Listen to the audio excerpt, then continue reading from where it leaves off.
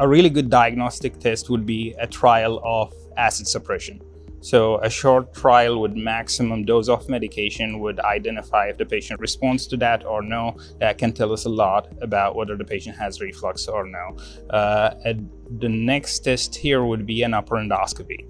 An upper endoscopy can tell us so much about the anatomy at the lower end of the esophagus and the stomach, whether there's a hiatal hernia, how is the opening in the diaphragm look like, where the food pipe or the esophagus passes through, and are there any changes in the lining of the esophagus like esophagitis or ulceration, which are signs of acid reflux, and whether there is Barrett's esophagus or no. So that's an upper endoscopy. There are other tests that can be combined with an upper endoscopy to test how much acid actually reflux or come back from the stomach into the esophagus, and those are called like pH monitoring tests.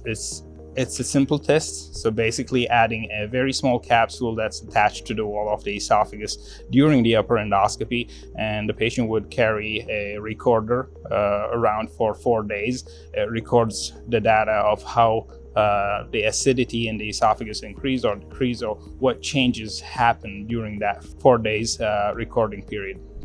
And that tells us a lot and actually gives us a threshold where we can call this acid reflux or not acid reflux.